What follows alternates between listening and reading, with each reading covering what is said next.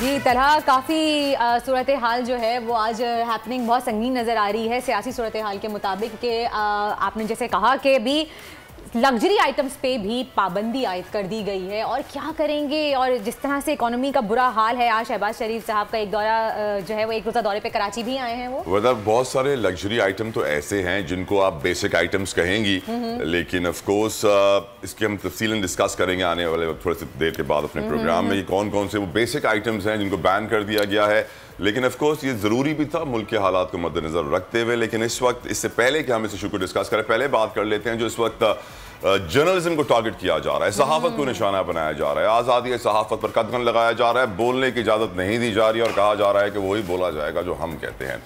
FIA का senior सहाफ़ी समी इब्राहिम को एक और नोटिस, हुकूमती ईमा पर आज़ादी सहाफत पर एक और हमला किया गया है। और क्या समी इब्राहिम इस सूरत हाल में निशाना बन रहे हैं तो किस तरह उसको फेस करेंगे? हुकूमत बौखलाहट का शिकार तो है ही, पर आज़ादी सहाफत पर ताला लगाने की कोशिश की जा रही है। इस हवाले से मज़ीद हम बात करेंगे। हमें ज्वाइन किया है अजहर सिद्दीक साहब ने, आप माहिर कानून हैं और ऑफ कोर्स पॉलिटिकल एनालिसिस भी आप करते हैं क्योंकि आपने पूरी ज़िंदगी अपने मुल्क में सियासत देखी है और उसका एक हिस्सा भी रहे किसी हद तक। सिद्दीक साहब, पहला सवाल आपसे पूछना चाहूँगा, क्या वजह है, क्यों बोलने से बंद किया जाता है, क्यों सच बर्दाश्त नहीं होता? सच इतना कड़वा तो होता है लेकिन अब तो हमें सबको कड़वा सच हजम करने की आदत हो गई है, कान से डाल के दूसरे कान से निकाल लेते हैं। लेकिन फिर भी कब तक ये टारगेटिंग होती रहेगी सहाफत की? सिद्दीक साहब।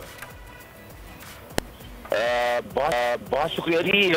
ये तो साजिशें आपको पता है, ये चलती हैं, चलती रहेंगी और इनको रोकने में हम कामयाब इसलिए नहीं हो सके कि हमारी जो सहाफती तंजीमें हैं या हमारे सहाफती दोस्त हैं, उनका अपना एक एजेंडा है। अभी अब रिसेंटली कल के फैसले के बाद अगर खास तौर पर आप देखें तो एक खास क्लास है, मैं 5315 की क्लास कहता हूँ, ये सो कॉल्ड लिबरल है और जिस तरह की वो पोस्टिंग कर रहे हैं, जो बातें कर रहे हैं, हम ये होने चाहिए थे मगर नहीं। लेकिन वजह क्या है, नजर आते हैं समी इब्राहिम, नजर आता है साबिर शाकिर, नजर आते हैं वो लोग जो हक और सच के साथ बोलते हैं और जो बात हकायक पे साथ सामने रखते हैं। बिहाइंड दी पिक्चर कोई ऐसी बात नहीं है, लेकिन यहाँ लग ये रहा है कि यहाँ दो तरह के न्यास चल रहे हैं। एक खास क्लास चल रही है जिनकी प्रोटेक्शन डेफिनेटली बैन अवी तंजीमों की भी है, तो जिन लोगों को बैन अवी तंजीमें प्रोटेक्ट करेंगी उनको देखिए हर तरह की प्रोटेक्शन यहाँ पाकिस्तान के अंदर भी हासिल है और हमें आर्टिकल 19 डिफाइन हो चुका हुआ है। जब आप अभी देखें ना, इस काम के लिए मिसाल के तौर पर अगर वो काम किया है जो कोड ऑफ कंडक्ट या बाकी की वायलेशन है तो पैमरा बनाया ही इसलिए गया था कि अगर कोई ऐसी बात है तो वो पैमरा एक्शन लेगा। यहाँ कमाल की बात है, FIR हो रही हैं और for what reason? Islamabad high court ने इस मैटर को ऑलरेडी टेकअप किया हुआ है, सेक्शन को ऑलरेडी डाइल्यूट हो चुका है। किसी गवर्नमेंट ने कोशिश नहीं की है तो उस सेक्शन को अगर कोई सख्त बनाना चाहते हैं, अगर चाहते हैं कि साफ अगर कोई कदगन लगानी है, अभी तो फिलहाल ऐसी कोई चीज रिकॉर्ड पे अवेलेबल है जो सजेस्ट करती हो इस तरह की। और अब डिपेंड करता है कि जो ये मौजूदा हुकूमत है जो बुखलाहट का शिकार है, आपके सामने क्रिमिनल इनके अंदर बैठे हुए। अजहर साहब, जब ब्यूरोक्रेसी में सियासत घुस रही थी तो उस वक्त असखुद नोटिस हुआ, जब सहाफत में सियासत आएगी तो उस वक्त असखुद नोटिस होगा? बिल्कुल होना चाहिए। मैं तो कहूंगा ये सारे मामले के हवाले से आपने देख लिया कल का वाकये में सुप्रीम कोर्ट अगर मैटर को टेकअप ना करती ही तो इनको तो पूछने वाला कोई नहीं था। मौजूदा हुकूमत जो है इस वक्त फासिस्ट हुकूमत है जिसका काम सिर्फ और सिर्फ क्रिमिनल्स को पालना है, क्रिमिनल्स को टेक केयर करना है और वायलेटर्स को प्रोटेक्ट करना है। लेकिन जो हकायक पे, जो सच पे बात करने वाले हैं उनके खिलाफ इन्होंने पाबंदियां लगानी है। उन्होंने पाबंदी सलासल करने के लिए भी ये इकदाम किए और मजम्मत करते हैं और डिमांड करते हैं कि जो इसके पीछे एजेंडा है, जो खास ऑफिसर है, बल्कि आपको याद होगा कि कल बाकायदा अदालत के अंदर ये बात आई कि अपनी पसंद के बंदे यहाँ लगाकर DGFI को जो बदला गया उसके हवाले से भी जिक्र आया। और मैं तो काफी दिनों से ये बात कर रहा हूँ कि राना सनाउल्लाह जब से आए हैं तो राना सनाउल्लाह ने तो ये काम ही शुरू कर दिया। इससे पहले आपने देखा कि शेख रशीद साहब थे, वहाँ वो चंद लोगों को मसाइल थे और वो मसाइल इसलिए थे कि वो एक खास क्लास से थे, उनको पकड़ कोई नहीं सकता था। अब आगे अगर जो राना सनाउल्लाह पे खुद FIR मौजूद है, फर्द जुर्म आयद नहीं होने दे रहे, तो इन्होंने तो क्रिमिनल को प्रोटेक्ट करना है, जो शरीफ आदमी। चाहूंगा कि बैन अवी सहाफती तंजीमें इस मामले का सख्त नोटिस ले, पाकिस्तान के अंदर भी इस मामले का सख्त नोटिस लेना चाहिए, और खुद नोटिस दे तो ज्यादा बेहतर होगा। सही, बहुत बहुत शुक्रिया। हमारे साथ मौजूद थे, उन्होंने बताया हमें कि भाई इस वक्त तो फिलहाल सच बोलना तो खैर जुर्म बन ही गया है, लेकिन अगर अपना मौक़िफ़ भी अगर हम सोचें कि बयान करना है तो शायद वो भी जुर्म बन गया है। तला यकीनन आज़ादी सहाफ़त इज़ इन डीप डेंजर। सहाफ़त इस वक्त ख़तरे में है और आज़ादी इजहार राय तो मेरे ख्याल से अब नहीं है, क्योंकि सच हज़म होता नहीं और सच कड़वा हमेशा होता है। लेकिन अब सियासत ने जिस तरह आइन को मुश्किलात से दो चार किया है, आज हम देख रहे हैं बड़े बड़े फैसले भी होने हैं। इलेक्शन कमीशन ऑफ पाकिस्तान में 3 बजे तफसीली फैसला सुनाया जाएगा, इमरान खान का जलसा भी है, यकीनन उनको डिटेल में डिस्कस भी करेंगे। लेकिन इस वक्त एक और इशू भी है। इशू ये है कि मुल्क में इस वक्त जो सियासी सूरत हाल है वो मुश्किल में। इलेक्शन कमीशन के फैसले पर PTI के मुनरिफ 25 अरकान हैं पंजाब असम्बली जिनका मुस्तकबिल इस वक्त ख़तरे में है। मुस्तकबिल क्या होगा? ये वही अरकान है जिन्होंने वोट भी दिया था और जिनके वोट से हमजा शहबाज वर्दा वजीर आला पंजाब बने हैं। तो अब क्या वजीर आला पंजाब वो नहीं रहेंगे, उस्मान बुज़दार वापस आएंगे? बिल्कुल, अगर मेरा यही मैं सवाल करना चाही थी, लेकिन तलहा इमेजिन कि अगर इनके अगेंस्ट में फैसला आ जाता है तो सोचें पंजाब हुकूमत का क्या होगा। इस वक्त इतना बड़ा डेंट पड़ेगा उनको, राइट। और यही हम डिस्कस करेंगे। हमारे साथ मौजूद है नून लीग के सीनियर रहनुमा राना एहसन अफजाल खान। राना साहब, thank you so very much for coming on our show again, और हमेशा हमें टाइम देते हैं, आपके शुक्रगुजार हैं। ये बताइए इस वक्त जो सिचुएशन है, इलेक्शन कमीशन ऑफ पाकिस्तान 3 बजे फैसला सुनाएगा, आपकी नज़र में what have you prepared for, क्या आने वाला है, क्या एक्सपेक्ट कर रहे हैं सर?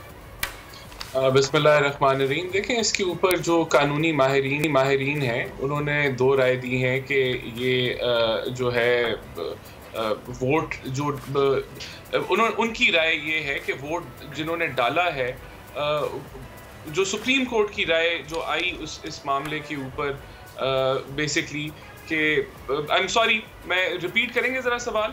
The question was कि what are you expecting? 3 बजे क्या फैसला सुनाया जाएगा, क्या तैयारियां हैं आपकी? अगर हमजा शहबाज, अगर ये वोट काउंट नहीं होते तो क्या फिर भी हमजा शहबाज वजीर आला पंजाब रहेंगे?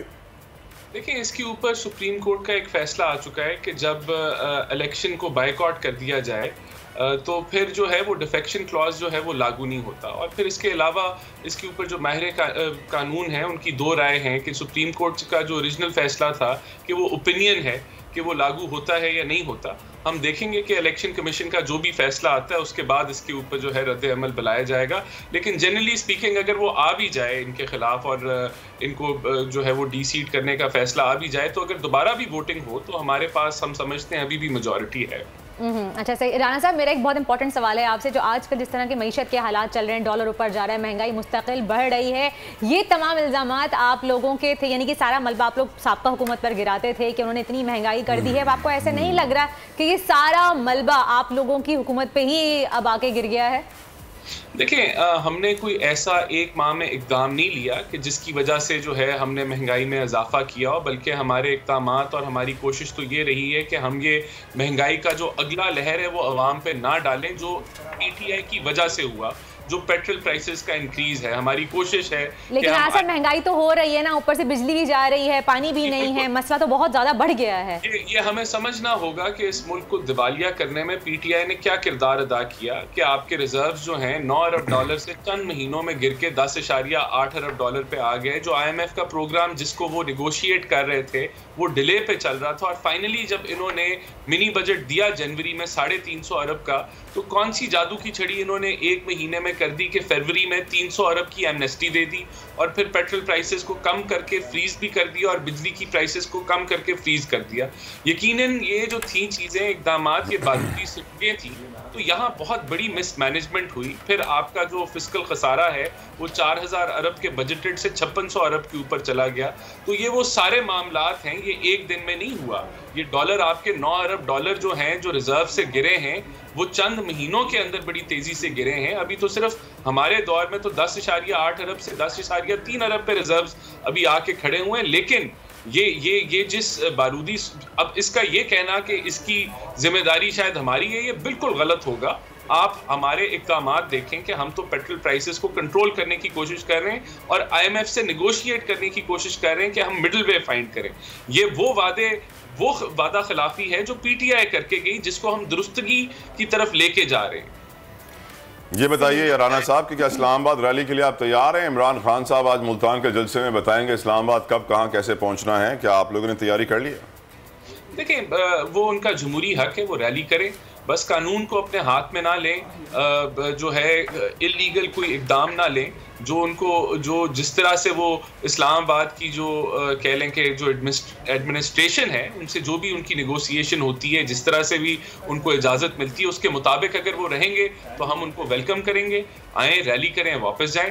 लेकिन अगर वो कानून को अपने हाथ में लेंगे तो फिर देखें लोगों की ज़िंदगी जो नॉर्मल लाइफ है उसको इम्पैक्ट आएगा, तो उसको तो प्रोटेक्ट करना हुकूमत का फ़र्ज़ है, तो वो अपना फ़र्ज़ अदा करेगी। सही। राना साहब, मेरा यहाँ पे एक सवाल है आपसे कि मरीम नवाज़ ने भी अपने जलसे में क्लियरली ये मेंशन किया है कि हमारी हुकूमत को साबका हुकूमत का बोझ अपने सर पे नहीं उठाना चाहिए और फौरी इलेक्शन की तरफ जाना चाहिए, तो इस बारे में आप क्या कहेंगे? देखिए, ये एक राय है और इसकी जो लॉजिक है वो ये इसमें बनती है कि जितनी भी बदहाली और मईशत की जो तबाही है जो PTI की तरफ से आई है, क्या उसको समेटने के लिए जो है वो कम अज़ कम ये पूरा टेन्योर चाहिए है। और अगर इस पूरे टेन्योर को हुकूमत ना कर पाए इस वजह से कि जो है यहाँ जिस तरह कहते हैं कि जानवर भी न्यूट्रल नहीं होते इमरान खान के बकौल, तो कोई इस तरह का मामला आ जाए और उससे जो है वो क्या कहते हैं वो आप एक मुश्किल इक़दाम जो है वो लेके उनका रिजल्ट ना निकाल सकें, तो कोई ज़रूरत नहीं है कि फिर जो हुकूमत है वो फैसले करे और फिर उसका रिजल्ट भी ना आवाम को। लेकिन राना साहब, आपकी अपनी राय क्या है? आपको खुद पर्सनली क्या लगता है कि इलेक्शन की तरफ चले जाना चाहिए क्या आपकी पार्टी को? और एक और चीज़ मैं इसमें ऐड करना चाहूँगा राना साहब, जो इस वक्त कॉमन आइडिया अवाम में इसमें क्रिएट हो गया है, जो एक्सपर्ट ओपिनियन क्रिएट हो गया है कि इस वक्त आपकी पार्टी के पास 3 ही ऑप्शन है, एक इलेक्शन है, एक IMF है, एक डिफ़ॉल्ट है। 25 तारीख तक IMF का फैसला सामने आ जाएगा। अगर पेट्रोल 200-250 पे गया, डॉलर 200 पे पहुंचा हुआ है, हवा तो निकल जाएगी सर सबकी। देखिए, मैं समझता हूं कि इलेक्शन के लिए PMLN तैयार है और अगर इलेक्शन हुए तो हम भरपूर तरीके से उसमें हिस्सा भी लेंगे और 2/3 मेजॉरिटी भी लेंगे, तो इलेक्शन से तो नहीं हम घबराते। लेकिन ये जो मुश्किल फैसले हैं ये आने वाले चंद दिनों में जो है इसका रास्ता तयन हो जाएगा और हमें पता चल जाएगा कि हम PMLN जो है वो इलेक्शन का फैसला कर रही है या PMLN जो है।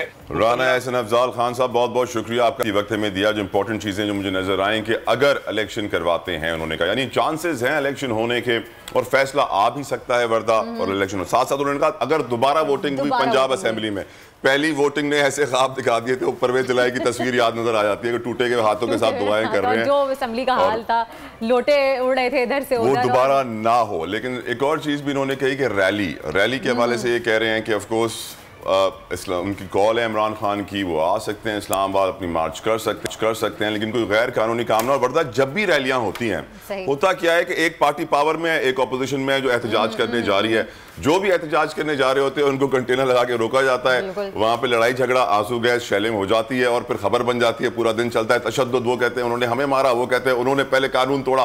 तो ये गेम हमेशा से सियासत में हमारी चला तो कहते यही, जैसे कि राना साहब ने कहा कि नहीं हम तैयार हैं, हमें कोई मसला नहीं है, उनका हक है, रैली करें, लॉन्ग मार्च करें, जो भी करें, कहते सभी यही हैं। लेकिन पीछे से जिस तरह से रोकथाम की जाती है, कंटेनर्स लगाए जाते हैं, पुलिस की भारी नफरी जमा हो जाती है, उनको रोका जाता है, फिर वही जैसा कि आपने कहा कि इधर से उधर, और फिर सब कहते हैं उन्होंने पहले हम तशद्दुद किया, इन्होंने हम पर तशद्दुद किया।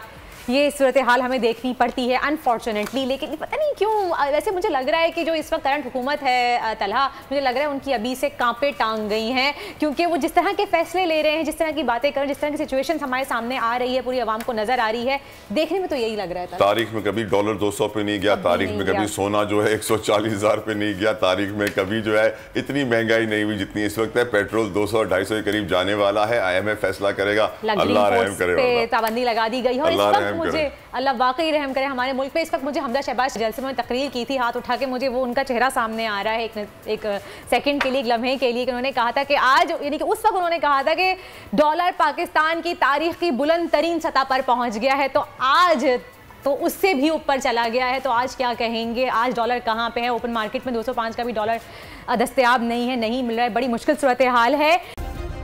सब्सक्राइब करें और बेल दबाएं ताकि कोई खबर रह न जाए।